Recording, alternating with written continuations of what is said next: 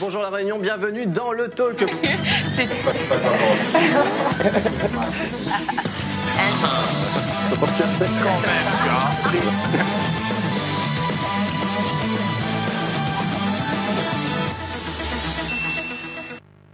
Et bonsoir La Réunion, bienvenue dans le talk, votre émission d'information, divertissement. On est ravis de vous retrouver pour cette nouvelle semaine. On espère que vous avez passé une bonne semaine. En tout cas, si ce n'est pas le cas, on va passer ensemble un bon moment pendant une heure, tout en faisant l'actualité de la semaine tous ensemble. Je vous propose de passer au sommaire de cette émission. Il est le super préfet des Réunionnais, salué pour sa gestion du cyclone Bellal, décidé à lutter contre les violences sexistes, conjugales et même star des réseaux quand il danse. Jérôme Filippini, le préfet de la Réunion, sera sur ce plateau dans quelques instants. Retour sur sa carrière, sur les derniers événements des dernières semaines et peut-être un peu sur sa vie perso. On verra jusqu'où on peut aller avec lui. Vous saurez tout du chouchou de la Réunion. Et puis elle est aussi la chouchou des Réunionnais à l'occasion de la journée des droits des femmes ce vendredi 8 mars. Mélanie Odule a participé à l'album Rose de Stéphanie Tazard. Chaque chanson a été écrite avec des femmes réunionnaises. Mélanie en est l'ambassadrice de cet album. Elle sera avec nous d'ici la troisième partie d'émission. Et puis ce dimanche, ce sera bien sûr la cérémonie des Oscars 2024. Les meilleurs films de l'année seront récompensés. Va-t-il y avoir de nouveau le match Barbie-Oppenheimer? Arthur Boyer nous fera un petit point sur la soirée à venir. Il nous parlera aussi de la série qui cartonne sur Netflix. Je ne sais pas si vous l'avez vu, Avatar, le dernier maître de l'air. Bref, ce sera la critique pas ciné, du coup, une série d'Arthur à la fin de l'émission. Et puis, il y aura aussi bien sûr du sport avec Michael Payette et puis Marion qui nous fera aussi une critique sur une marque qui est un peu dans la tourmente suite à une volonté du gouvernement. Bref, de tout contrôler. On verra ça en fin d'émission avec Marion. Bref, le talk, c'est parti. Larguez.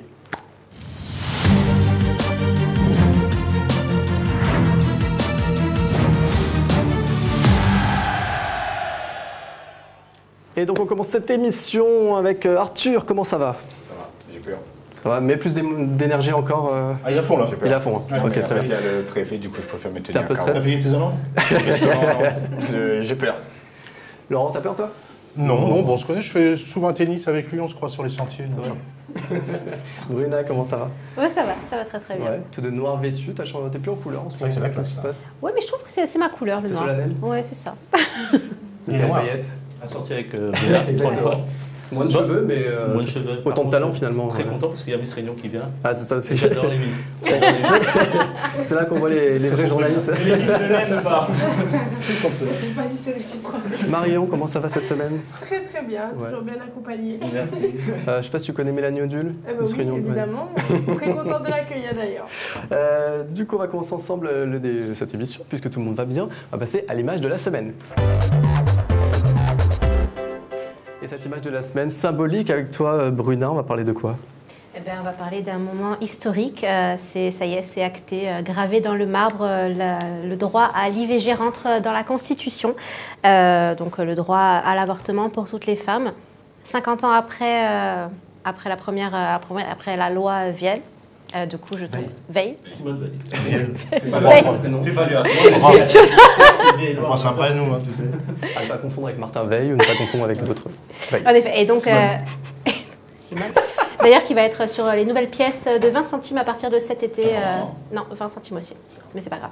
Et donc, du coup, c'est historique. Alors, c'est une très bonne chose, mais je trouve ça triste qu'on en soit arrivé là, qu'on ait dû le mettre dans la Constitution pour pas que ce soit retoqué. On sait que ça a été fait suite à certains États aux États-Unis qui ont retoqué du coup cette loi. Qu'on en arrive à là, c'est triste pour les femmes. C'est une grande avancée, mais ça n'aurait jamais dû arriver jusqu'à ce point-là. Voilà, c'est mon avis. Une petite subtilité, c'est que c'est pas le droit à l'avortement qui a été entériné, c'est l'avortement. C'est-à-dire qu'en fait, on peut encore revenir sur les délais, par exemple, de recours à l'avortement. Et justement, les associations féministes disent, bah voilà, c'est une bonne chose, on aurait voulu que ce soit vraiment le droit à l'avortement, parce que dans ce cas-là, en fait, l'État est obligé de mettre tout en œuvre, par exemple, de faire le plus simplement possible pour les gens, de rembourser le plus possible. Et ça n'a pas été fait. Donc du coup, il y a encore une petite subtilité, peut-être encore un combat à mener là-dessus. C'est vrai que c'est quand même une très très bonne chose. Ouais. C'est très français de critiquer tout, mais là pour le coup, c'est vraiment une très très bonne chose. Par contre, c'est vrai que, à juste raison, ce que dit Arthur, il faut savoir que, par exemple, la loi du droit du sol risque de changer et de sortir de la Constitution. On ne sait pas ce que nous réserve un jour avec un président. Très bien, du coup, on va aussi passer à l'actualité de la semaine. 3 infos, le retour vers l'actu, jingle. Alors cette semaine, j'ai trois nouvelles actualités à vous proposer. Macron et les enfants là. Mario Mika, tranquille. Du coup, Macron qui va peut-être déclencher la guerre avec l'Ukraine, on ne sait pas, avec la Russie, pardon, mais là, un pas est fait. Et puis sinon, il y a l'octroi de mer et le Tahiti Gate, on en avait déjà parlé. Oui. Qu'est-ce que vous préférez? L'octroi de mer. Hein? L'octroi de mer. Bon, alors je ne sais pas si vous avez vu passer ça. La quatrième info. C'est l'octroi de mer qui peut être remis en cause, peut-être. Le rapport de la Cour des comptes a publié mardi et risque de crisper beaucoup de monde. En fait, c'est octroi de mer à la croisée des chemins. Il pose 3 scénarios et en fait, en gros, il démontre que finalement, ça ne sert pas à grand-chose au final cette taxe. Pire, en fait, ça alourdit ça va à l'encontre du pouvoir d'achat des Réunionnais parce que ça. Il n'y a pas besoin de grandes études pour le comprendre. Ça, en tout cas, de son côté, Huguette Bello, elle se place contre ça. En tout cas, elle l'a dit parce que ça enlèverait du pouvoir à la région, puisqu'il y a aussi une partie d'argent qui rentre à la région, effectivement. Elle est pour. Il faut savoir quand même que cette taxe qui existe quand même depuis vraiment longtemps, c'est-à-dire fin 19e, il faut savoir quand même que clairement, c'est de l'argent qui rentre directement dans les caisses de la région et des communautés ici à La Réunion. Donc c'est quand même pas négligeable. À une époque, ça restait quand même quelque chose de très intéressant. Il y a beaucoup de choses qui ont changé. On sait qu'aujourd'hui, on vit malheureusement une époque où tout a augmenté. Et clairement, c'est une taxe de plus sur le dos des Réunionnais, des gens qui consomment. Ça avait été normalement pour les produits qui rentrent. On s'aperçoit que maintenant, clairement, les produits ici à La Réunion sont taxés aussi. Donc clairement, là, on est pigeonné à mort. Et c'est vrai que le pouvoir d'achat s'en ressent, clairement. Donc là, en vrai, pour les gens, il faudrait l'enlever carrément. Et que... Ah non, c'est pas ça la solution. L'enlever carrément, ça ferait quand même un gros trou, 1,8 milliard, je crois. C'est quand même pas négligeable. Non, ce qui serait bien, ce serait peut-être de revoir comment on refait la distribution et sur quoi on fixe cette taxe. Là, aujourd'hui, c'est tout azimut, tout est taxé. Ça va j'allais dire des cigarettes, heureusement. Enfin, je veux dire, ça va de la boîte de thon à la bouteille d'eau. Il faudrait revoir. Eh ben, tu sais quoi, juste un petit aparté, nouvelle taxe qui vient de rentrer. Très drôle, j'ai fait une livraison, je me suis fait livrer quelque chose. C'est donc pas toi qui as fait la livraison. Non. J'ai commandé sur Internet où j'ai payé donc les frais de livraison, j'ai payé les taxes, j'ai tout payé. Et je commande régulièrement sur ce site. Et donc là, je vais, d'habitude, le livreur me rend mon colis et tout va bien. Et là, il me dit, madame, il y a une taxe, vous devez payer. Je dis, bah, normalement, non. Il me dit, si, depuis le 1er janvier, si vous voulez récupérer votre colis, donc tous les colis, ce sera 10 €. Donc tu n'as pas le choix, tu dois payer 10 € dans cette entreprise-là pour récupérer ton colis, sinon tu l'as pas. Et c'est une nouvelle taxe depuis qui vient s'ajouter aux taxes que déjà tu règles. Le livre, il dit le collier chez nous. Tu dois payer. Dans notage. Non, c'est ça ne nous regarde pas. Ça. Non, c'est dans la c'est dans une agence qui livre, qui s'occupe des livraisons, une agence privée qui s'occupe des livraisons, comme on peut en connaître. Livraison express. Voilà. Et donc maintenant, tous les colis, si tu veux récupérer ton colis, tu dois payer 10 € supplémentaires depuis le 1er janvier. Mais je suis si tu n'es pas chez toi, par exemple, quand tu le livres et qu'il le rapporte, ou c'est non? Non, pour récupérer ton colis, si qui te le livre ou non, tu dois payer 10 €. Tu donneras tes contacts comme ça, je ne commande pas là-bas. Merci. Peut-être une nouvelle date, on vérifiera ça effectivement. Du coup, Tahiti Gate ou Macron et l'Ukraine? Tahiti douche. Bon, effectivement, c'est le retour sur la polémique. Vous savez, il y a quelques mois, on avait parlé le voyage de Anne Hidalgo à Tahiti, qui avait déjà fait polémique en fait, parce que les gens reprochaient. Est-ce que justement il y avait eu des frais, enfin un voyage officiel qui est utilisé pour du perso. Du coup, en tout cas, il y a eu une enquête qui a été ouverte suite à une plainte contre X de la part de Anticor, une association anticorruption. Et donc des perquisitions ont eu lieu cette semaine à la mairie de Paris et dans les annexes, dans les locaux de la mairie de Paris.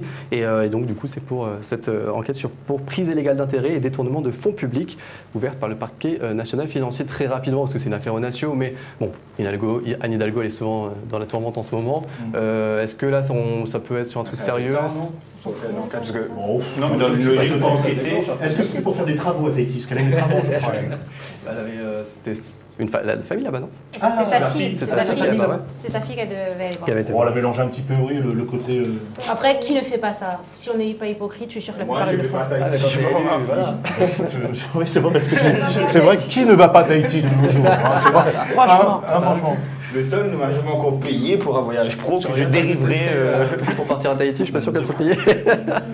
Allez, on va terminer du coup avec Emmanuel Macron, donc qui a fait lui aussi un peu polémique cette semaine en parlant de l'Ukraine, puisque en gros il a fortement sous-entendu, voire même dit clairement que peut-être que l'issue, ça va être d'envoyer des troupes en Ukraine contre la Russie. Ça a fait réagir beaucoup de pays européens qui sont opposés eux totalement à ça. Et du coup, lui a appelé à ne pas être lâche et que la Russie était inarrêtable et que donc, que là, il y a une ambiance, comme il dit, de défaite, un esprit de défaite qui rôde en Europe. Et il comparait ça quand même à un peu dans les années 40, en fait, quand justement les nations européennes, je ne sais plus comment ça s'appelait, SDN ou un truc comme ça, Société des Nations, la SDN, la Société des Nations, qui voulait pas justement, qui avait peur de casser la paix, n'a rien fait, ça a déclenché la Seconde Guerre mondiale.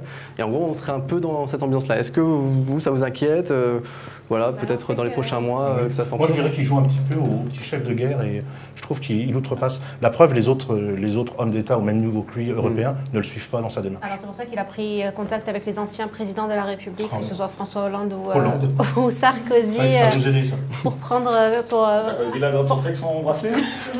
C'est ça qui a pas vu C'est ça. Vous savez que Hollande, il a dit, voilà, si je devais me représenter, mon slogan, c'était pas si mal avec moi. Il est très fort, il est très très fort. Le mec, il a rien foutu. Il nous a toujours fait rire d'ailleurs. Hein. Ouais, mais s'il pouvait rester chez lui quand même. Allez, on va passer à l'actu sport avec toi, Mika. On va parler d'abord de volleyball, c'est ça? Ouais, volleyball, retour dans la zone, puisque c'était la semaine dernière la Coupe des clubs de l'océan Indien en volleyball. Donc c'était du côté de la Grande Île, à Madagascar. Et La Réunion, 8 équipes représentées, 6 en quart de finale, 4 en demi-finale, 2 en finale. Donc une belle représentation des clubs réunionnais lors de cette compétition. Honneur aux dames pour débuter, puisque la finale opposait le Saint-Denis Olympique Volley à l'équipe de la Gendarmerie nationale de Madagascar. Donc une victoire des filles de La Réunion, 3-7-0. Donc une belle victoire des filles de David Françoise. Et quelques instants plus tard, elles ont été imitées elles ont été imitées par les tamponnés, les garçons du tampon Géco Volley. Donc là aussi, 3-0, même adversaire, c'était la Gendarmerie nationale de Madagascar. 3-7-0, un joli doublé pour La Réunion, mais qui prouve que le volleyball réunionnais se porte plutôt bien. Et Joanne Defay aussi fait des étincelles. Ouais, Joanne Defay qui monte en puissance en cette année olympique, puisque après 2 quarts de finale lors des 2 premières étapes du Tour mondial, c'était du côté d'Hawaï. La Saint-Louisienne a décroché, j'ai plus de voix, a décroché la médaille de bronze au championnat du monde ISA. C'était à Porto Rico. Donc une belle performance qui a permis à l'équipe de France de remporter la médaille d'argent au classement des nations. Donc l'équipe de France se porte très bien. Joanne Defay, comme je le disais, monte en puissance et c'est de bon augure puisqu'elle représentera la France aux Jeux Olympiques l'été prochain. Il monte en puissance comparé à ta voix, quoi. Ouais, c'est ça. Et ma voix, elle descend. Excusez-moi, je n'ai pas bien vu. On peut remettre juste la photo de Joanne Defay. On sent le... Parce qu'il y a beaucoup d'artistiques, j'aimerais juste qu'on... Voilà. Alors, cette vague, elle est magnifique. Vraiment, un bleu, la planche parfaite aussi. On peut rester avec la planche. C'est tout un art. Hein c'est un art. C'est un art de choisir les photos. Effectivement. Non, mais... Là, on n'écoute pas, mais on regarde l'image. C'est important. La suite, s'il te plaît. La Ligue des Champions. Autre chose? Ouais, la Ligue des Champions, c'était la Ligue des Champions cette semaine. Le PSG jouait le match retour, le 8e de finale retour à Saint-Sébastien contre la Real Sociedad. Et puis, on a vu Kylian Mbappé qui a été beaucoup critiqué. Il a été beaucoup... Non, c'était pas le Real de Madrid, la Real Sociedad. Beaucoup critiqué ces derniers jours, puisque samedi dernier, il avait été remplacé par son entraîneur lors du match à Monaco. Il avait regardé la deuxième mi-temps en tribune, en famille. Il n'était pas avec ses copains sur le banc de touche, donc ça a fait beaucoup causer. On a parlé de nouvelles tensions avec l'entraîneur et finalement... L'entraîneur, là, il est titulaire. Il avait le brassard de capitaine. C'est lui qui marque les 2 buts. Le premier en solo. En tout cas, il a mis les points sur les i, les barres sur les t, l'église au milieu du village, comme vous voulez. Il a démontré qu'il est un grand champion. Tu as vu son premier but? On peut dire ce qu'on veut de lui, ça reste le meilleur joueur du monde. On peut dire ce qu'on veut, comme quoi il est plus concerné parce qu'il va partir en fin d'année, en fin de saison, qu'il va signer au Real de Madrid certainement. Mais il démontre encore une fois qu'il est un grand compétiteur, un grand champion. Et quand il joue, c'est pour la gagne et il fait gagner son équipe. Avant de quitter ton ex, il faut toujours laisser un bon souvenir. C'est ça. Voilà ce que... Ça c'est classe. Alors pour terminer, juste là comme on est en sport, je suis tombé sur une vidéo, une interview d'athlète. Je ne sais pas si tu l'as vu sur les réseaux, ça se passe en Angleterre j'imagine, c'est sur la BBC en tout cas. Et au micro vous allez voir, elles ont une voix très particulière, ça rappelle un peu Mickey Mouse, regardez. When you're putting your mind to it, you know exactly what to do indoors. How was that for you? Oh, it was amazing. I mean, it was such a strong race. We were all running so fast, multiple running in the 50s, so I knew I had to go out fast. I had Lieke in front of me, so I wanted to be in front, and I could hear how brave she was behind me, so I was like, okay, this is good, now we keep going, and this crowd is so amazing. On se moquer d'athlètes. Alors on se moque pas de l'athlète, on se moque de la voix. Ouais, mais on n'est peut-être pas les mieux placé pour se moquer des athlètes de haut niveau. Rabat-joie. Bon, Excuse-moi de remettre de l'ordre dans ce monde d'injuste. T'as déjà entendu une voix pareille qui parle comme ça? Non, c'était très drôle. Voilà, merci beaucoup. Il y a le rire à Bruna qui est pas mal.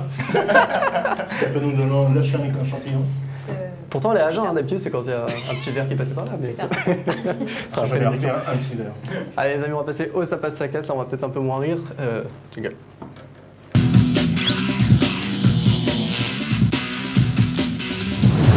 Et Arthur, c'est toi qui nous fais le ça passe, ça casse du jour. Ouais. Ça va diviser, je pense. C'est le but. C'est le but de Ça passe, ça casse.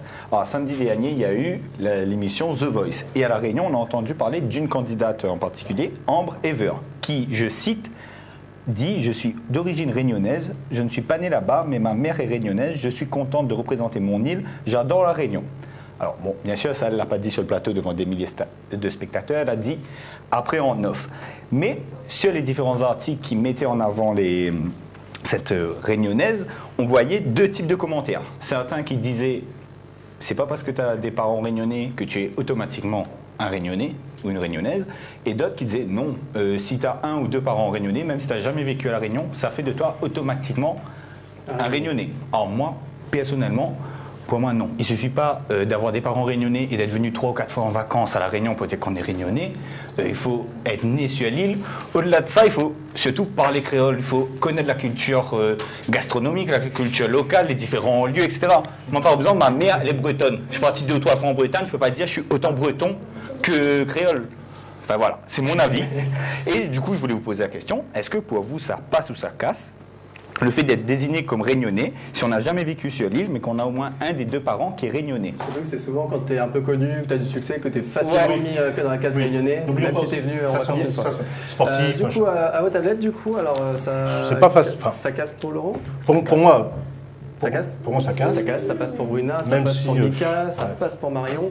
Et ça casse pour Arthur, du coup, ça passe pour quoi, Bruna? Et les propos d'Arthur casse cassent totalement, parce que Arthur est un hypocrite. C'est un hypocrite. Déjà, dans ce que tu as dit, tu as oublié une phrase où elle disait, donc dans son interview, où elle disait que la moitié de sa famille habitait à La Réunion. Ça, tu l'as zappé dans ton... Oui, ça change pas.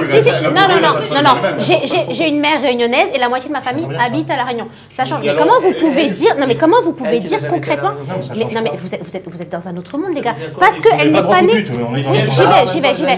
Parce que tu n'es pas née... Si ta maman est réunionnaise, c'est dans ton sang, tu es réunionnaise. C'est pas parce que... Alors, ça veut dire que moi, demain, je vais le tour du monde, je vais accoucher en Chine, mon fils c'est un Chinois. Mais n'importe quoi. Peu importe où tu accouches, peu importe où tu nais, c'est tes origines. Tes origines, c'est dans ton sang. Mais c'est n'importe quoi. Demain, si ton fils... C'est n'importe quoi ce que tu dis. Demain, si ton fils il naît en Chine et qui fait toute sa scolarité en Chine, qu'il apprend, toute sa gastronomie, sa culture gastronomique et tout. Si demain il vit comme un Chinois, il est plus chinois que français s'il a jamais mis un pied en France. L'émission The Voice, c'est une émission pour chanter, une émission pour l'identité. À un moment donné, si elle veut dire qu'elle est réunionnaise et qu'elle est à moitié ou de moitié ou pas moitié. Non, mais à un moment donné, dans tous les cas, c'est une promotion. Si elle a envie de dire qu'elle a des origines réunionnaises, ça nous embête à quoi? Au contraire, The Voice a des milliers de téléspectateurs, promotion pour la Réunion, c'est bonus. Et puis, si elle est fière d'être réunionnaise ou d'avoir une partie, ça gêne qui? Moi qui viens de métropole, je vis 70 ans à La Réunion. Est-ce que je pourrais me revendiquer réunionnais? Et pourquoi cette fille qui potentiellement n'a jamais allé à La Réunion? Sa maman est réunionnaise, sa famille si est réunionnaise. Elle n'a pas la culture, si moi je connais la culture, je parle créole. C'est dans ton sang. Mais non, c'est pas une question. Mais c'est dans ton sang, mais évidemment. Les gènes, c'est dans ton sang. Mais de quoi tu parles? T'es pas réunionnais. Mais n'importe Tu quoi. comprends pas? Excuse-moi, t'as dit quoi? Roca Crucis? Non, moi je suis réunionnais. Mais c'est pas Mais possible. peu importe, mais ça n'a rien à voir. C'était toi de Laissez parler Mika. Ben oui, Ça veut dire quoi, vécu? C'est un mois, une semaine, 2 jours, un an? Non. Ça veut dire quoi? Ça veut dire quoi? Alors là, tu es en train de me dire, demain, moi je vais habiter en métropole. Au revoir. Je trouve une métropolitaine. Oh la pauvre.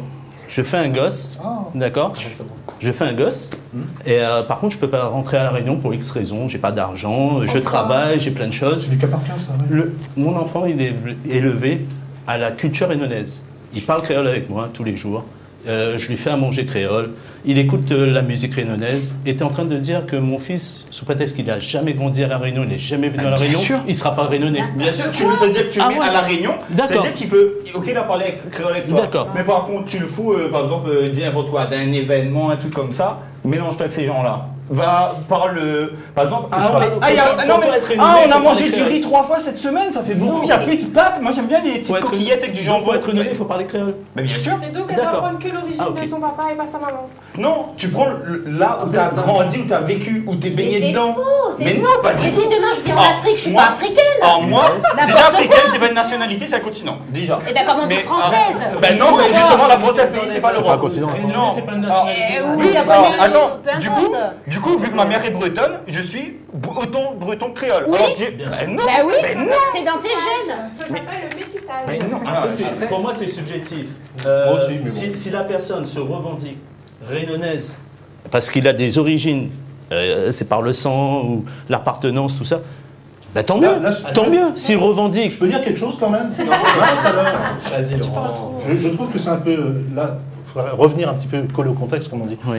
Si c'est monsieur et madame lambda, bon, effectivement, on peut comprendre que son appartenance, sa famille est réunionnaise, ils sont ancrés par les racines et les gènes, ok.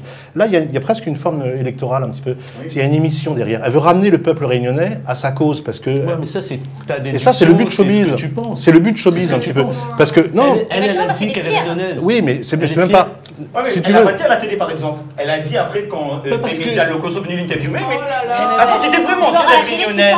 Regarde, Manu Payette, qu'on appelait Manu Payet, est-ce qu'à chaque émission, il va dire « Ah, je suis réunionnais ». Est-ce qu'à Aujourd'hui, est-ce qu'il va dire à chaque émission « Ah, je suis réunionnais ». Non, mais il n'a plus besoin. Il a plus besoin. Il a fait beaucoup. Excusez-moi, il demande une émission où il demande aux présentants quelques mots. Si vous voulez vraiment fier d'être réunionnais, bonjour, je m'appelle un tel, je viens de la Réunion. Mais toi, Arthur, mais pas elle. Oui, mais après en off, dis pas je suis fier d'être la Réunion, je représente la Réunion. Je dis pas non. Ah non, mais Miko, tu avais un exemple avec Melvin Richardson là, qui n'était même pas considéré par le comité, c'est ça ouais, alors je dirais pas considéré, mais il disait que Melvin Richardson, il n'est pas né à La Réunion, il n'a pas grandi à La Réunion, il n'a pas été formé à l'école réunionnaise. Mais on est en train de dire aujourd'hui que Melvin Richardson... Il a été retiré de... Non, il n'a pas été retiré, mais c'est vrai que ça pose problème. Il y a une hésitation. Ouais, il y a une hésitation. Mais comme je disais, on est en train de dire aujourd'hui que le fils de Jackson Richardson, il n'y a pas plus créole que lui, il a élevé son fils à La Réunionnaise chez lui. C'est normal. Le mec, il a fait sa carrière en métropole, en Europe. Il ne va pas venir à La Réunion toutes les 5 semaines. Son fils va à l'école, il a grandi en métropole. Ah ouais, tu peux pas être réunionnais parce que tu parles pas créole, tu n'as jamais posé les pieds à La Réunion. Le mec, il a le sang réunionnais qui coule dans les veines. Il est éduqué à La Réunionnaise parce qu'il a son père qui est réunionnais, qui parle créole avec lui tous les jours, et il n'a pas le droit de dire qu'il est réunionnais. Non, parce qu'il n'a jamais mis les pieds à La Réunion. Ben ouais, quand même. C'est un minimum de choses de vivre un peu à La Réunion quand même. Donc si tu vis en Chine, t'es noir. Ah non, mais moi je suis chinois parce que je parle pas. Je parle pas, j'ai jamais été à La Réunion, mais je suis chinois. Mais c'est n'importe quoi. Mais c'est pas, pour moi, être réunionnais, c'est pas parler créole, manger créole. Sur ces belles paroles. Laurent, toi, ça fait combien de temps que tu es à La Réunion? Mika. Eh ben de 75 maintenant. Bah oui. Michael Payette, bonjour. Oui. Thibaut Cordier du Talk. Je voudrais vous poser une question par rapport à ce que moi je suis pas créole, mais je dis pas. Et je dis pas que je suis réunionnais non plus. C'est quoi pour toi du coup être réunionnais alors? Comme ça on termine là-dessus, on clôt le débat là-dessus. C'est quoi pour toi être réunionnais par exemple? Ben déjà avoir un lien de parenté, un lien de sang. Ça c'est important, que ce soit la grand-mère, le grand-père, l'arrière-grand-oncle. Même si toi tu te considères être réunionnais parce que tu t'aimes ça et c'est tes origines, je suis d'accord. C'est comme Laurent. Laurent il est arrivé en 75 à La Réunion. Ça fait des années, 70 ans qu'il est à La Réunion. 70 ans qu'il est à La Réunion. Pour moi, s'il se considère réunionnais, il vit ici, il a appris, il s'investit pour La Réunion. S'il se considère réunionnais, bravo. Oui, monsieur, tu es réunionnais. Il n'y a pas de problème pour moi. Tu viens de dire, il faut un parenté, mais être réunionnais, c'est pas une nationalité. T'es fier, pour être réunionnais, il faut avoir un lien de sang, un lien de trucs. Et là, tu te dis, si tu te sens réunionnais, bah bravo. Pour moi, les deux côtés, ça se tient. Ça se tient.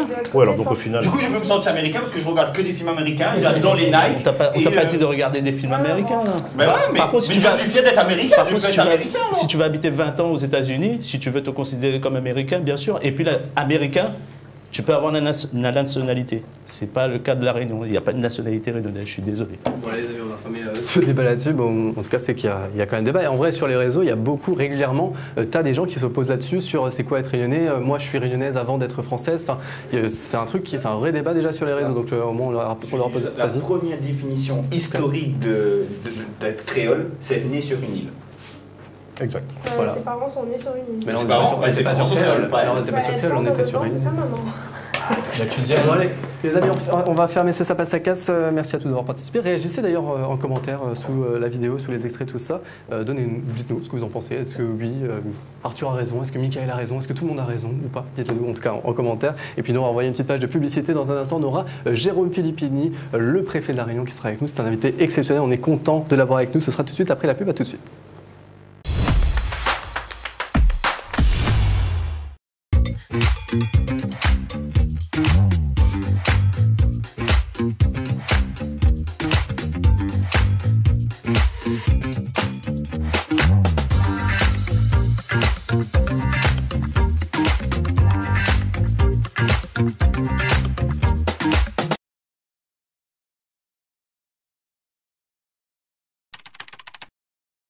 Amateurs de bonne cuisine? Les recettes de Jeux État sont disponibles sur le site de Visu. Une nouvelle recette à retrouver toutes les semaines. Étape par étape, des petits plats à faire seul ou en famille. Alors, à vos fourneaux? On se retrouve sur cliquanou.re/visu.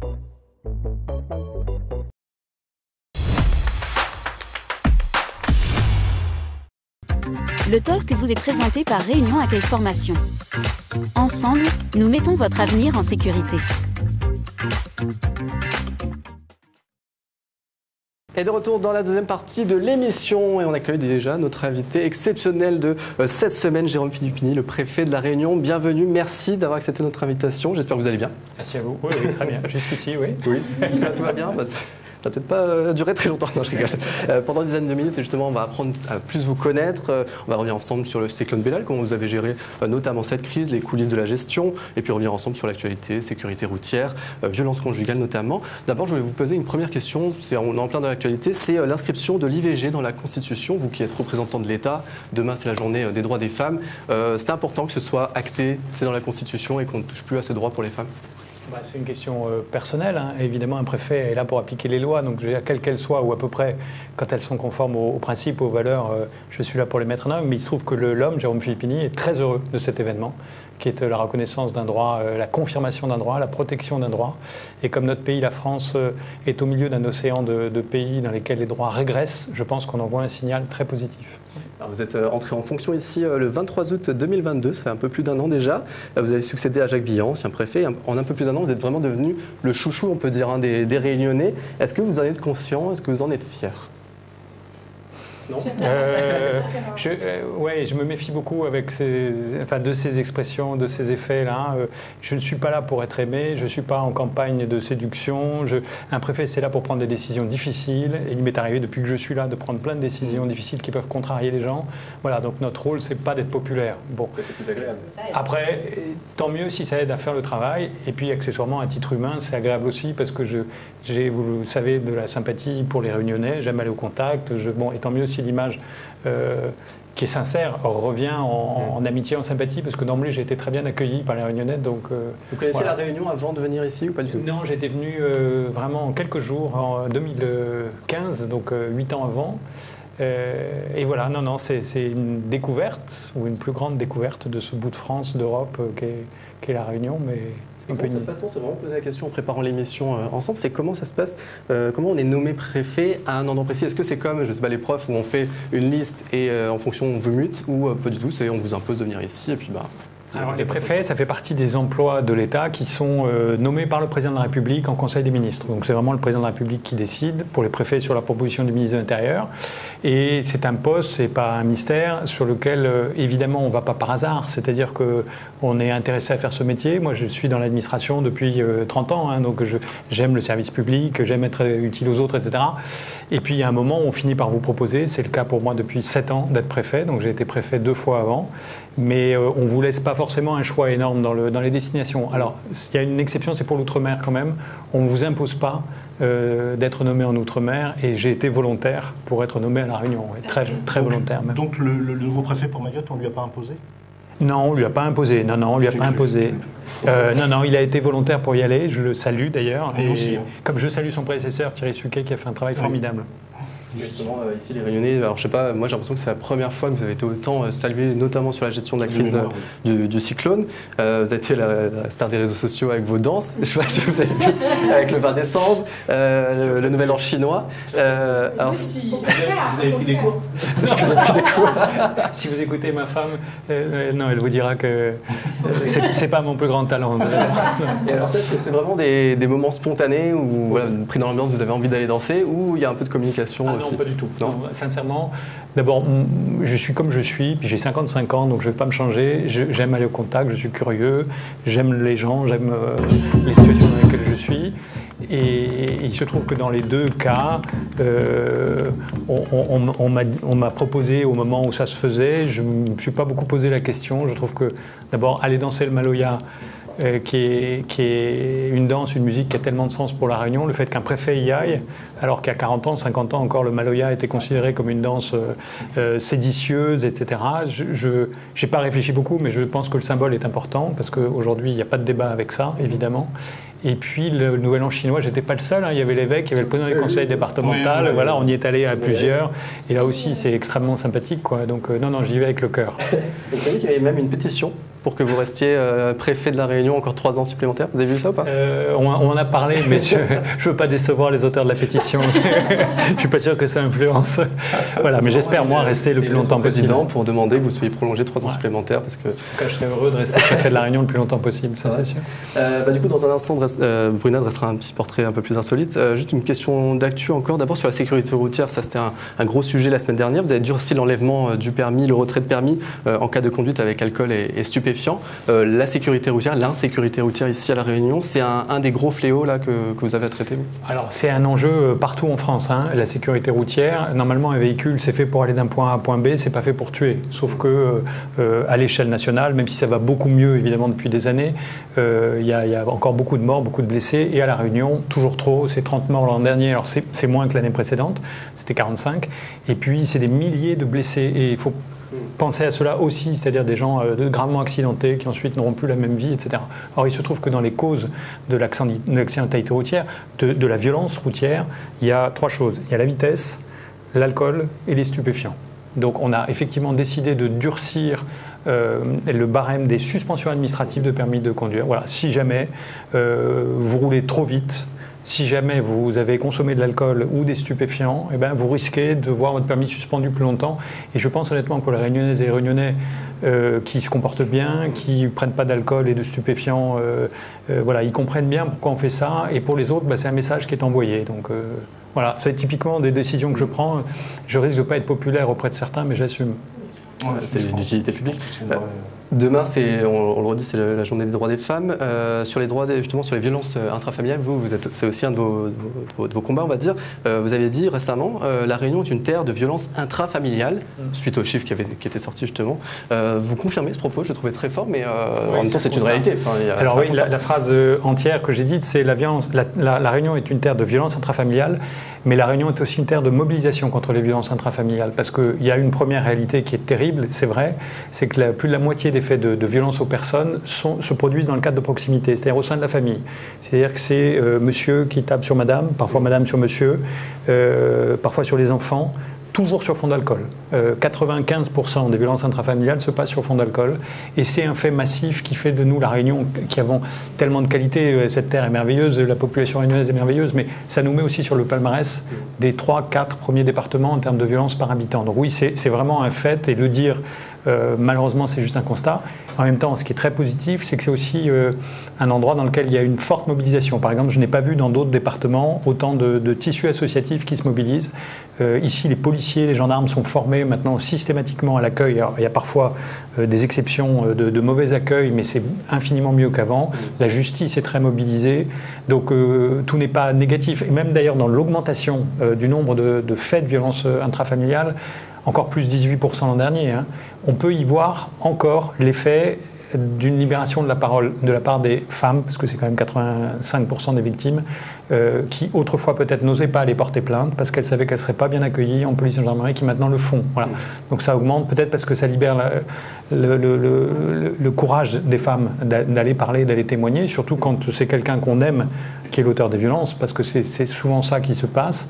Maintenant, il faut qu'on continue, oui, à progresser. C'est une priorité pour l'ensemble des services. Police, gendarmerie, justice, hein, d'ailleurs, sous l'autorité des procureurs. D'ailleurs, je crois que maintenant, elles sont accueillies prioritairement, les femmes, quand elles peuvent signaler voilà, qu'elles viennent pour ce type de choses. Elles sont il y a un nouveau service qui va être mis en place. On peut porter plainte en ligne à présent. C'est expérimental, justement. Oui, ça démarre dans l'année 2024. D'ici la fin de l'année 2024, on le pourra. Et c'est vrai que c'est important parce que parfois les personnes victimes hésitent à aller franchir la porte de la police ou du commissariat. Ce qu'on avait mis en place après le Covid, je ne sais pas si vous vous en souvenez, c'était des permanences dans les centres commerciaux pour permettre aux femmes qui allaient faire des courses et qui pouvaient aussi s'échapper un moment pour aller parler dans un endroit plus discret auprès d'une association et témoigner. Ouais.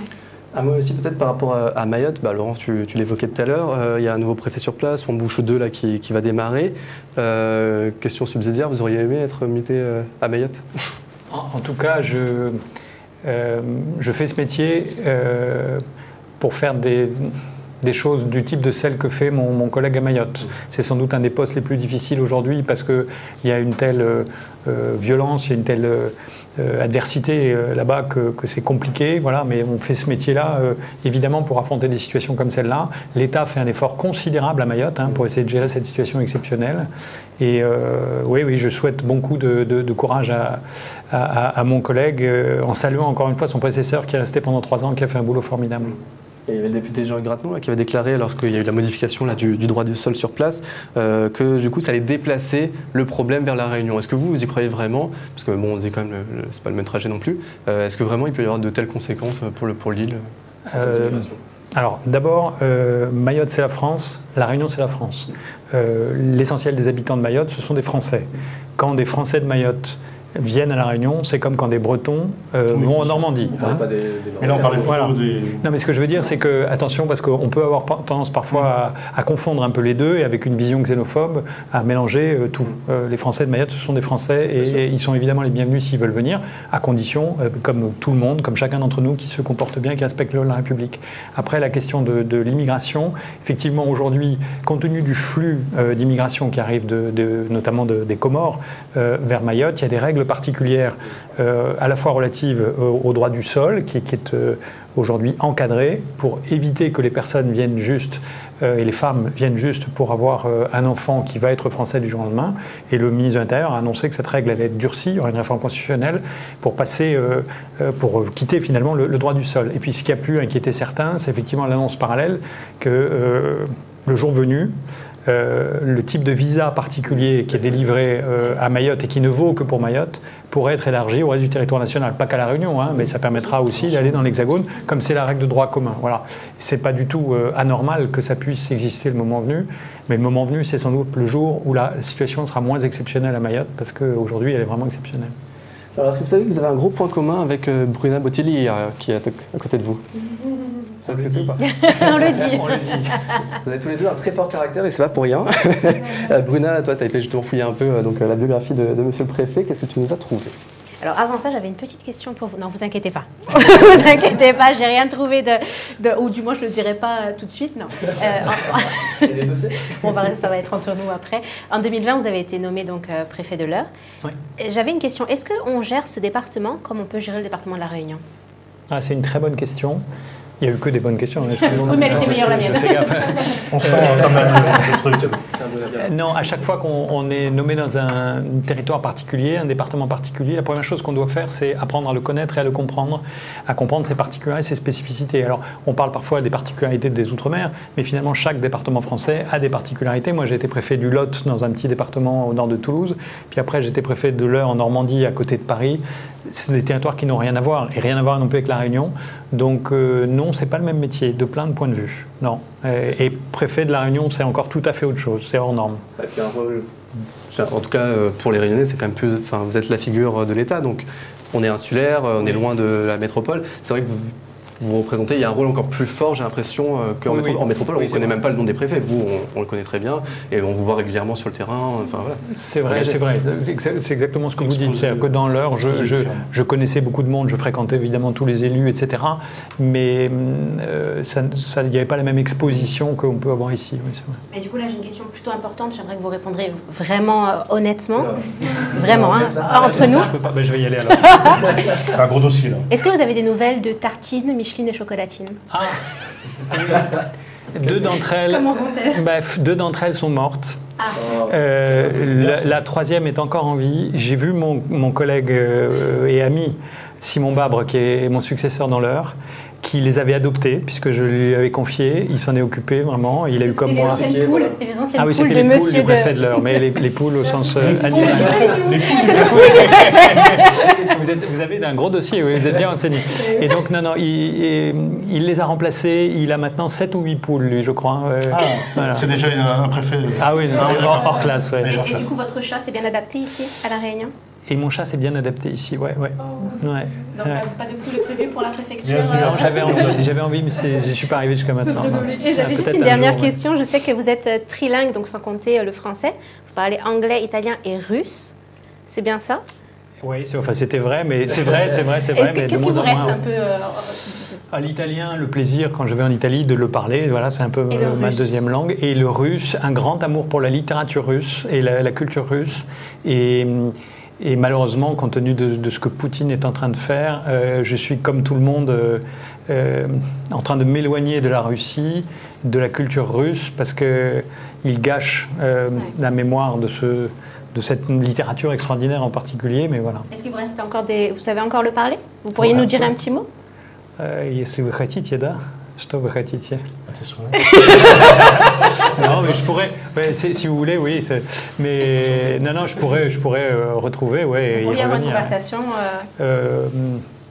Faudrait refaire des efforts quand même. Avec un petit peu de vodka, peut-être que ça peut. Encore une fois, c'est malheureusement, compte tenu de la tragédie qu'inflige Poutine à son peuple et à l'Ukraine, c'est des choses tristes que vous évoquez là. Et du coup, le créole, ça commence?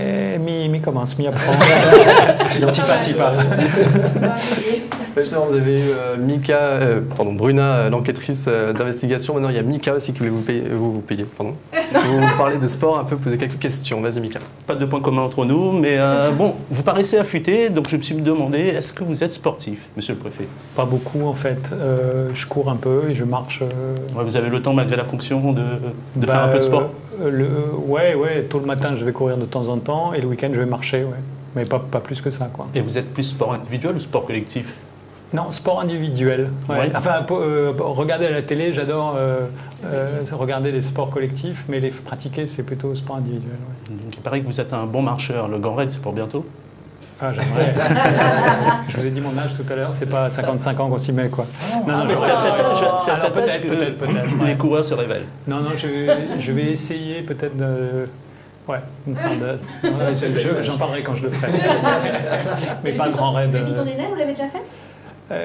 Ça vient. Vous nous ferez une petite photo au sommet, comme ça.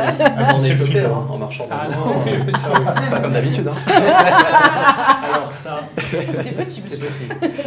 Vous m'avez dit Sportco, donc on va parler de Sportco. Vous êtes plutôt Bastia, ACA, le Gazélec, le PSG ou Marseille? C'est quoi tous ces acronymes? Moi, je suis Stade Français, Stade Toulousain. Un peu Racing Métro, je suis rugby. J'y arrivais justement, vous serez plus devant les JO cet été ou l'Euro de foot, ou vous attendez le tournoi destination ce week-end? Alors, le tournoi destination, il me déprime un peu en ce moment, je ne sais pas ce qui m'est arrivé, je suis effondré. Le foot, honnêtement, à part dans les phases finales de Coupe du Monde ou de l'Euro, effectivement, si la France est là, je me réintéresse au foot, sinon j'ai du mal. Pour être honnête avec vous me l'avez demandé. Et les JO, oui, avec beaucoup d'intérêt, vraiment avec beaucoup d'intérêt, parce qu'il y a une variété de disciplines incroyable. Et on a envie, évidemment, que la France gagne des médailles, mais même si ce n'est pas la France, c'est beau de voir ça. Ouais. Mais ça ne vous fait pas peur quand vous voyez l'organisation actuelle, de ce qu'on dit sur l'organisation des JO? Non, je ne crois pas. Le préfet de police de Paris, Laurent Nunez, hier, a donné une interview que j'ai trouvée formidable, dans laquelle il a dit mais il faudrait qu'on arrête de se flageller, quoi. On est la France, on est capable d'organiser de grands événements, on en a organisé un très grand nombre, on va gérer celui-là. Enfin, je veux dire, c'est un peu terrible notre façon, si je peux me permettre, très française, de toujours de nous dénigrer, de toujours montrer ce qui ne va pas, alors qu'ailleurs dans le monde, on nous regarde quand même comme une des nations qui se porte le mieux et qui est la plus capable, quoi. Des inquiétudes légitimes quand même. C'est quand même un gros événement, un déplacement de foule énorme. On est un petit peu obligé, presque par réflexe, de penser au pire. Ah mais c'est sûr. Et le métier du préfet de police de Paris, du ministre de l'Intérieur, comme le mien ici, à toute proportion gardée, c'est toujours d'essayer d'imaginer le pire qui peut se passer pour être capable d'y faire face et de l'éviter, ça c'est sûr. Et puis par le passé, la France a toujours bien accueilli ces grands événements sportifs, donc il n'y a pas vraiment de soucis à avoir. On arrive au terme de l'entretien. Est-ce que vous avez une dernière question, les amis? Marion, Laurent, vous avez pas trop entendu? Marion, moi, j'ai l'habitude de parler de danger des réseaux sociaux, etc. dans mes chroniques. J'aimerais avoir votre avis là-dessus. Qu'est-ce que vous pensez pour nos générations futures de ce danger-là autour des réseaux sociaux? Oui, il y a un risque, mais d'ailleurs pas que pour les jeunes, hein, il y a un risque pour toutes les générations à se trouver enfermés dans les réseaux sociaux, dans certains réseaux sociaux peut-être plus que d'autres, où finalement, d'abord on perd le sens de la réalité, du contact avec les autres, et puis on est enfermé dans des bulles où on ne vous passe plus que les informations que vous avez commencé à regarder de façon très polarisée. Vous avez des oppositions dans le virtuel qui m'inquiète parce qu'elle risque de se traduire dans le monde réel. Donc il faut s'en échapper. Puis alors à La Réunion plutôt qu'ailleurs, justement, aller marcher pendant 3 heures sur les sentiers sans votre téléphone. Et ça permet d'évacuer toute la nocivité des réseaux sociaux. Ouais. En tout cas, on vous recevra quand vous ferez le Grand Raid, vous l'avez dit. C'est noté. Merci beaucoup en tout cas, monsieur le préfet, d'avoir accepté notre invitation, d'avoir été sur ce plateau avec nous. C'était un plaisir vraiment. Vous avez joué le jeu jusqu'au bout avec Bruna, avec Mika, avec Marion. Vous avez répondu à toutes les questions sans trop le langue de bois, je crois, en tout cas. Merci encore, vraiment, ça a été un plaisir. Et nous, on va envoyer une petite page de publicité. On se retrouve dans un instant avec Mélanie Odule, Miss France 2023. On va parler de l'album Miss Réunion. Oui, mais pour moi, les Miss France. Et c'est notre Miss France dans le cœur. Voilà. Il y a l'ambassadeur de la Réunion. C'est votre présence, mais on ne l'a jamais vu aussi. C'est vrai, c'est vrai. Sauf, on avait reçu une fois Johnny J'aurais été pire que ça. Du coup, on reçoit Mélanie Odule, effectivement, Miss Réunion 2023, qui est aussi ambassadrice de l'album Rose pour le 8 mars. Ce sera après la pub, à tout de suite.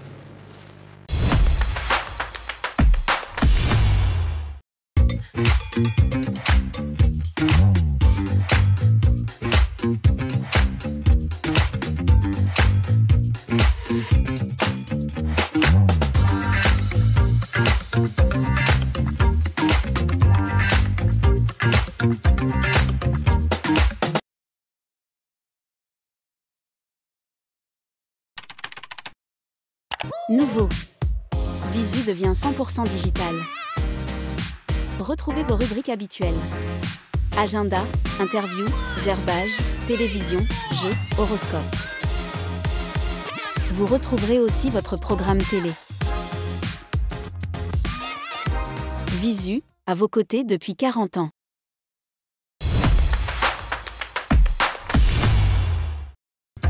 Retrouvez le talk avec Réunion Accueil Formation. Ensemble, nous mettons votre avenir en sécurité.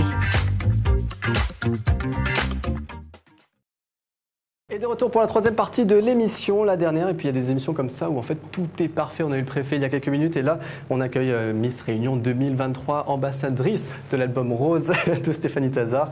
Bienvenue Mélanie, comment tu vas? Bonjour, ça va? Non, c'est pas où ça.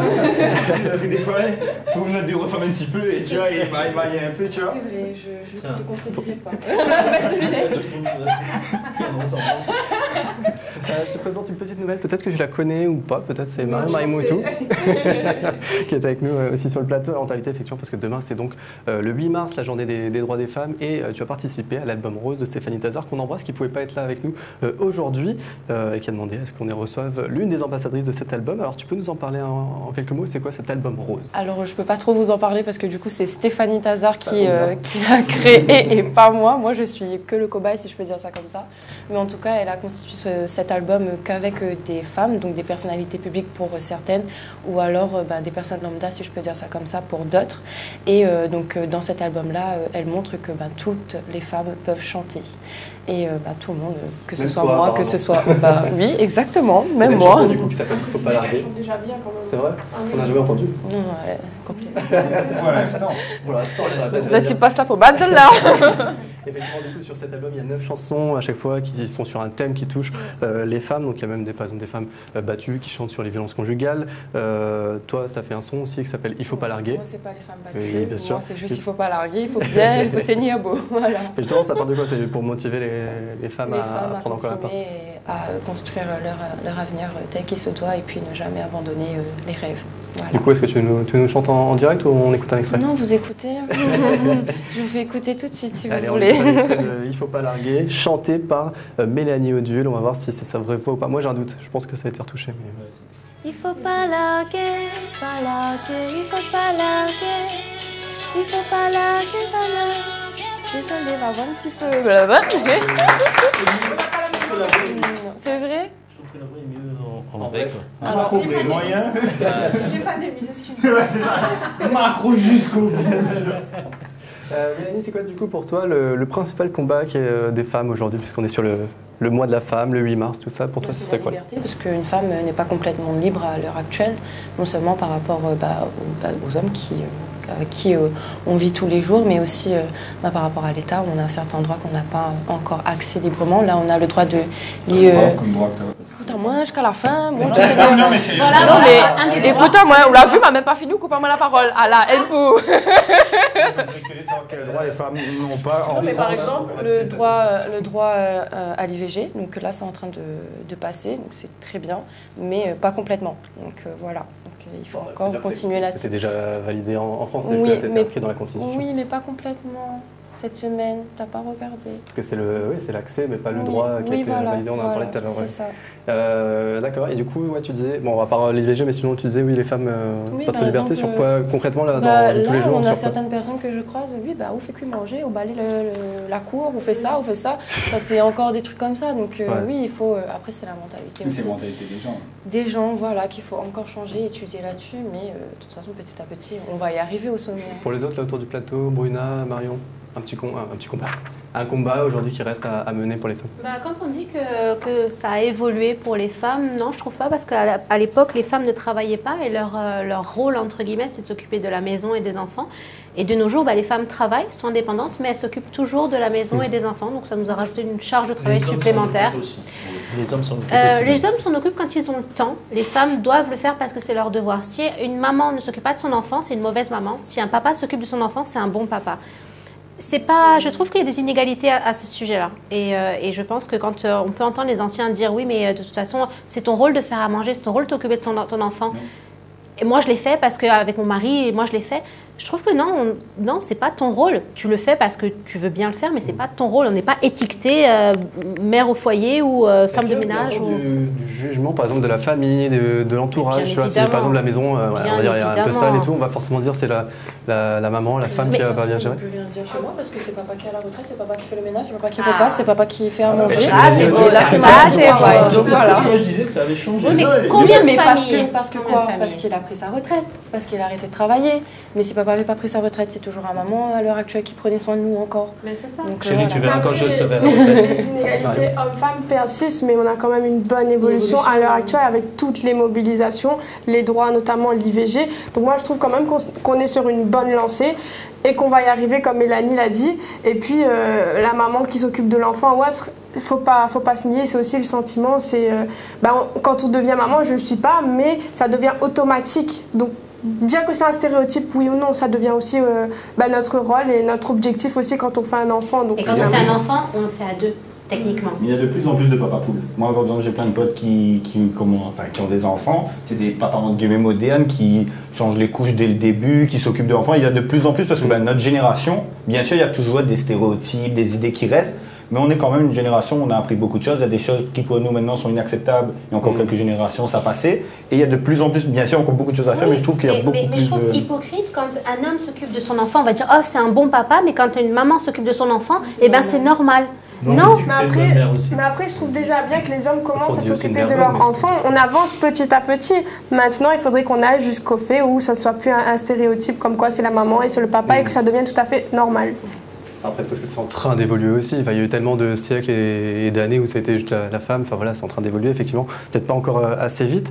Une question justement par rapport à ton rôle de Miss Réunion. Est-ce qu'au quotidien, tu peux être considéré aussi peut-être comme un objet par certains? Genre, t'es juste la représentation, par exemple? Après, Marion, je pense qu'elle pourrait faire aussi part. Mais, ouais, mais Marion, moi,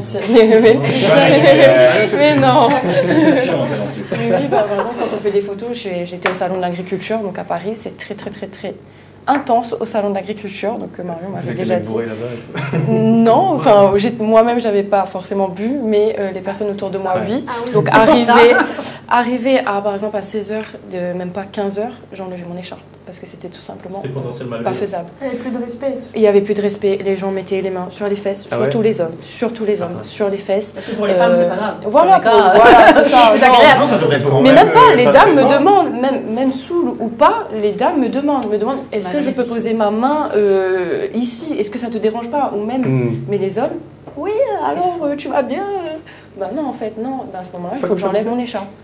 Et c'est triste parce que moi, je voulais quand même que j'attire un peu plus les stands de la Réunion avec mon titre. Mais malheureusement, avec des personnes qui ne savent pas contrôler justement leur corps, et tout simplement par rapport aux hommes aussi qui ne savent pas contrôler où ils mettent leurs mains, je suis obligée d'enlever mon écharpe. Voilà.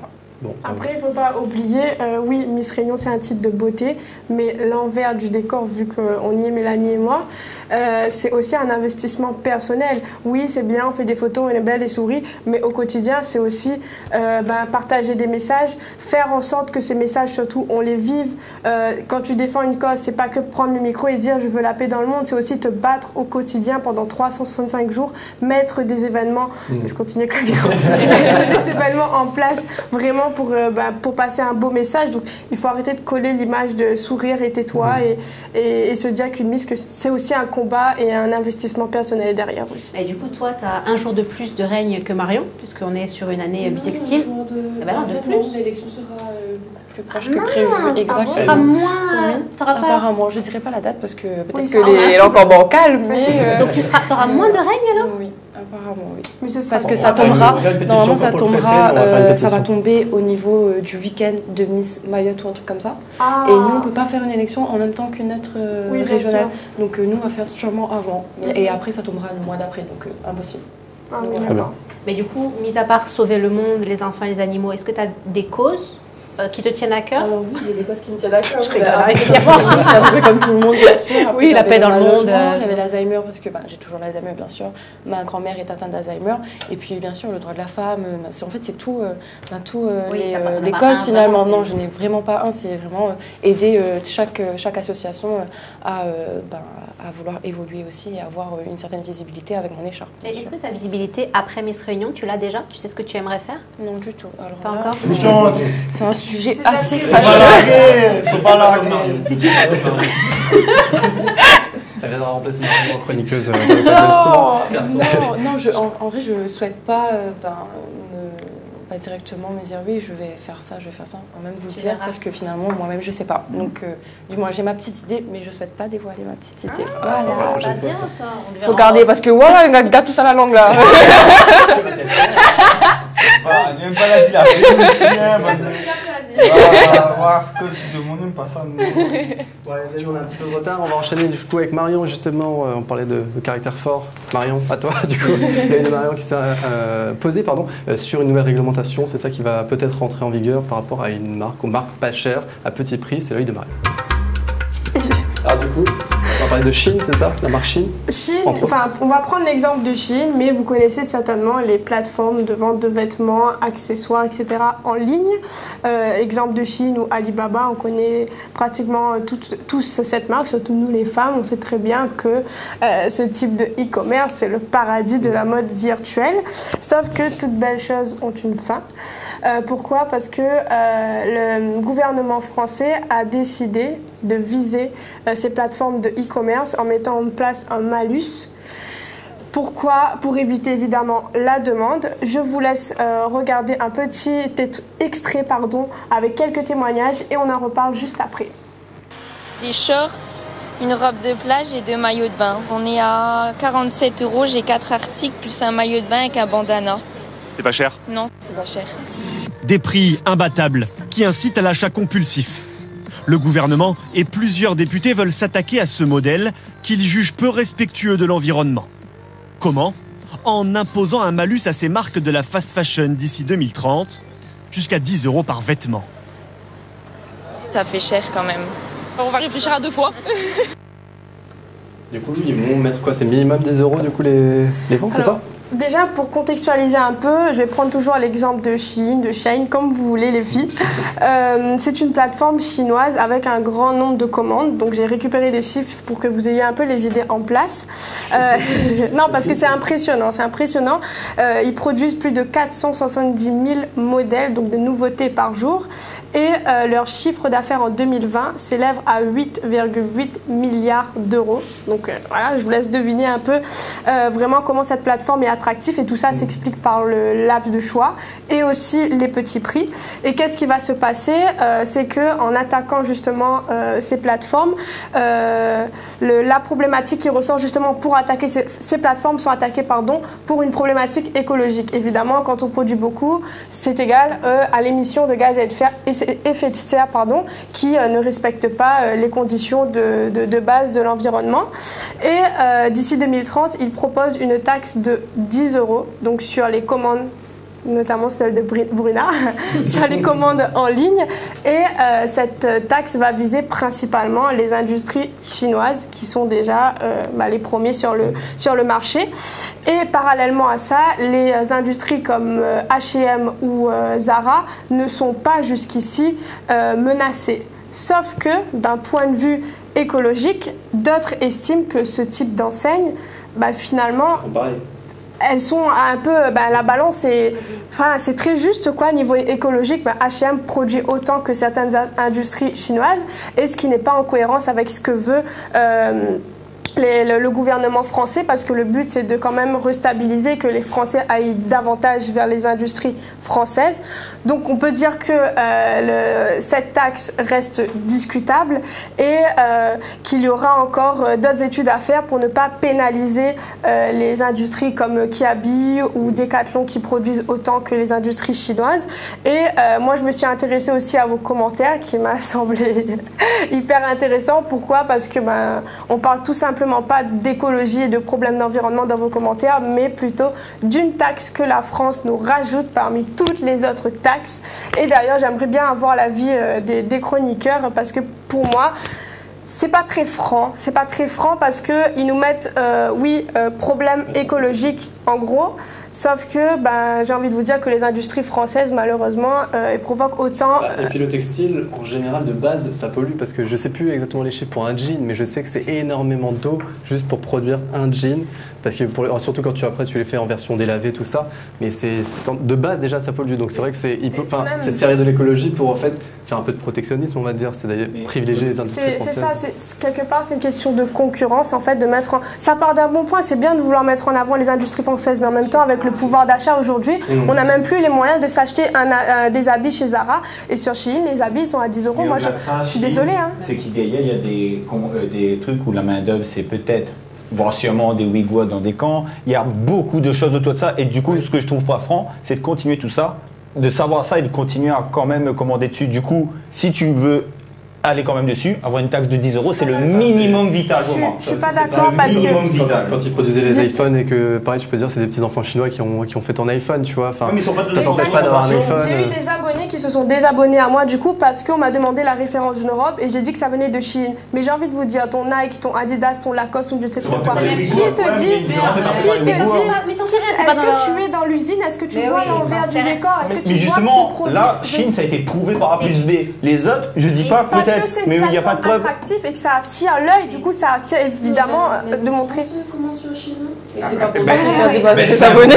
Justement, c'est un problème. Si Miss France commande sur Chine, il devrait peut-être aller prendre l'industrie française. Le problème, justement, c'est de se dire comment ça se fait qu'on est amené à commander chinois et ne plus pouvoir acheter français. C'est qu'il y a vraiment un problème de pouvoir d'achat à un moment donné. Combien de comme ça? Ça fait une sorte de truc commercial, la fête commerciale. Où ça fait un tour dedans là, ça fait les chiens. Elle chouchou des euros alors que chouchou a monté des 50 centimes même pas. Il faut arrêter l'hypocrisie. De toute façon, on peut critiquer tout ce qu'on veut. On continuera d'acheter sur ces sites-là. Alors moi je le fais pas parce que si je me mets là-dedans, je perds tout mon argent, j'en ai pas beaucoup.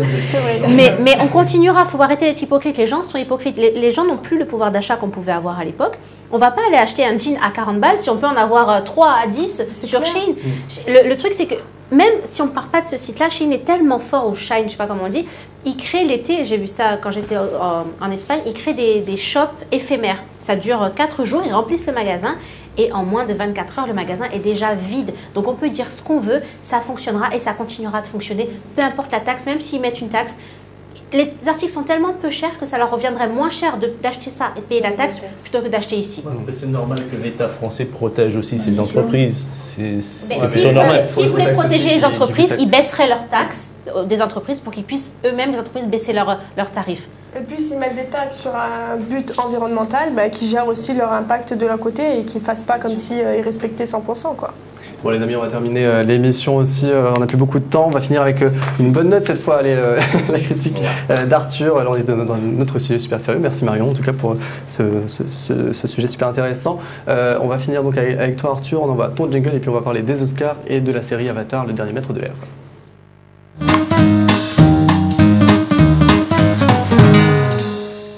Alors du coup au menu, on commence par quoi, Avatar ou les Oscars? Avatar, parce que je connais. Moi, je suis pas rabat-joie comme eux, à faire des chroniques ou l'industrie, la France, les impôts, nous. Non, moi, mon but, c'est de vous trouver un super programme à regarder. Et cette fois-ci, j'ai pas eu besoin d'aller au cinéma pour ça, parce que sur Netflix, il y a une nouvelle série qui s'appelle Avatar, le dernier maître de l'air qui est sorti, et elle est juste géniale. On regarde un petit extrait et je vous en parle après. Le monde a besoin de toi, Aang.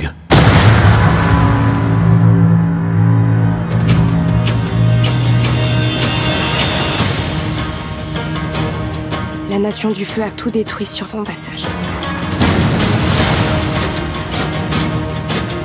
Pour que le monde ait une chance de survivre, il va avoir besoin de Aang.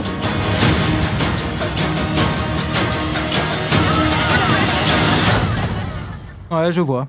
Il est doué, ton sauveur du monde. Dans cette série, on va suivre Aang, un jeune garçon prisonnier d'un glacier pendant 100 ans et qui est le seul à pouvoir maîtriser les 4 éléments, le feu, la terre, l'eau et l'air. Et ça va lui servir à accomplir sa destinée pour ramener la paix dans son monde et devenir l'Avatar. Bon, avant de devenir une série Netflix, c'était un dessin animé très populaire qui est sorti en 2005. Et moi, personnellement, j'ai été béassé par ce dessin animé. Et je pense que tous ceux qui ont grandi dans les années 2000 ont adoré ce dessin animé. Attends, Avatar, c'est pas celui Non, c'est pas ça. Ah, d'accord. Déjà, alors, voilà. Pour ceux qui sont comme les vieux là, qui pensent qu'Avatar, c'est les bonhommes bleus, Moi aussi, je pensais ça, mais pas toi. explique-leur que tu as vu les dessins animés, que c'était super cool. Moi, j'ai vu le film. Enfin, parce qu'il y a eu un film là-dessus. Oui, qui était super nul. Non, mais moi j'aime bien le film. Oui, parce mais... que ça a bercé mon enfance, comme tu dis. Mais après, j'ai vu la série, que j'ai fini d'ailleurs, que je vais te spoiler. Parce que là, il n'est rien que. Comment à saison là. Ouais. Il n'y a qu'une saison. Ben, elle est nulle. Casse à nous comme ça à la fin. Attends, mais je te dis, tu me poses des quand questions. Ça sonde. Mais je te dis, on attend le truc. Et voilà, c'est un dessin animé qui était très connu, il est sorti en 2005. Et en fait, s'il était très connu, c'est que c'était pas seulement un dessin animé pour enfants. Déjà à l'époque, c'était un programme avec une bonne narration, des enjeux politiques, familiaux, et qui pouvait être aussi joyeux que tragique. Du coup, c'était un vrai défi de l'animer en live action, surtout qu'en 2010, il y a eu un film qui était d'un échec, parce qu'à l'époque, ils avaient vraiment utilisé la licence juste pour faire de l'argent. Mais cette fois-ci, grâce à Netflix, on a eu un super live action. Les personnages, comme vous pouvez regarder, sont super bien castés. Les décors, malgré quelques petits effets spéciaux, des fois un peu limites, sont quand même très réussis et ressemblent au dessin animé. Et l'intrigue est bonne, on a envie d'en savoir plus. Et tout ça fait que la série était super bien reçue par les fans, parce qu'en 4 jours, il y a plus de 21 millions de personnes qui avaient vu la série. Et cette semaine a été renouvelée, pas pour une, mais pour 3 saisons, pour finir l'ensemble du dessin animé. 3 saisons? Je peux pas tout connaître non plus, je connais qu'il y a 2 saisons. Après voilà, c'est... Madame Chine, on se calme. Après voilà, bien sûr que si on a bien suivi le dessin animé et tout, c'est une série en 8 épisodes de 50 minutes. Ils ont enlevé des choses, ils ont rajouté des choses. Mais si on n'a pas suivi. Justement, c'est fait pour les personnes, pour découvrir. C'est pour ça que les grands fans du dessin animé, eux, vont être un peu déçus parce qu'ils ont sauté ça, ce personnage-là, ils l'ont pas aussi important. Et il y aura des bonhommes bleus dans la série. Non, mais par contre, tu dis ça, mais il y a un des acteurs parce que ce projet-là, il était secret quand il castait les acteurs. Et on lui a dit que c'était pour Avatar. Il était persuadé dans sa tête qu'il était dans Avatar de truc. Et il a dit, c'était vraiment bizarre le premier jour qu'ils ont commencé à me parler de pouvoir, de trucs chinois et tout, j'ai pas compris. Quoi? Parce que c'est vraiment, ils ont racheté les droits. C'est Avatar, le dernier maître de l'air. Un avatar, c'est dans tout. C'est un lien. Non. Tu sais ce que c'est un avatar quand même? C'est un avatar, quoi, un affaire bleu. Voilà. Bref. En tout cas, moi j'ai beaucoup aimé la série et je suis impatient de la suite. Mais surtout, ce que je suis impatient, c'est d'être ce week-end. Parce que, est-ce que vous savez, peut-être après, est-ce que vous savez ce qui va se passer ce week-end? Tu payes la tournée? Il y a une soirée? Tu payes la tournée. Heureusement qu'il y a quelqu'un qui travaille. Il y a les Oscars. Il y a les Oscars, la coupe. C'est le Kalash? Ah oui. Si, les Oscars, c'est mieux que Kalash. J'aime beaucoup Kalash, désolé, mais les Oscars, quand même, il y a Cillian Murphy, il y a plein de monde. Il y a Margot Robbie aux Oscars. Et du coup, voilà, il y a les Oscars, la Coupe du Monde du cinéma. On va enfin savoir qui est le ou la meilleure actrice de cette année, le meilleur film, la meilleure musique, etc. Mais cette année, il y a surtout 4 gros films qui sont en compétition. Il y a Oppenheimer, Barbie, Killer of the Flower Moon avec Leonardo DiCaprio, in English is very perfect, avec Leonardo DiCaprio et de Martin Scorsese, et surtout un film français pour une fois, L'Anatomie d'une chute, qui est en train de tout rafler dans les différents festivals. Et quoi? Tes pronostics? Théo, mon pronostic, Oppenheimer et Cillian Murphy, meilleur acteur. Ça mérite. Sûr. On va voir si c'était aussi bon que moi dans le pronostic. Et je vais me tromper, du coup on passera à la séquence. Mais en tout cas, ouais, Oppenheimer, ça mériterait parce que vraiment c'est un des meilleurs films. Killers of the Flower Moon, je l'ai pas vu du tout, mais apparemment aussi c'est un très bon film. Il est comparément à Oppenheimer, il y a un moment où on s'ennuie quand même devant. Du coup, ce week-end, c'est quel âge, c'est ça pour toi? Non, mais en fait, j'ai un combat de MMA. De MMA? Oui. Merci Mélanie d'avoir été avec nous pour parler de la journée de demain, journée 8 mars, des droits des femmes. On te souhaite encore bonne continuation jusqu'à la remise en jeu de ton titre. Donc, tu seras bientôt ancienne Miss Réunion comme Marion, qui est en retraite là, et qui est avec nous maintenant à la maison de retraite. Merci à tous en tout cas d'avoir participé à cette émission. Merci à Monsieur le Préfet qui était là en deuxième partie avec nous. Merci à Laurent qui est hors plateau. Merci à la régie qui a aidé à participer, à préparer cette émission. Et on se retrouve la semaine prochaine, toujours sur Click à nous, Télécréole. Regardez les replays sur les réseaux sociaux. Et moi je vous dis salut la Réunion. Ciao. Ciao.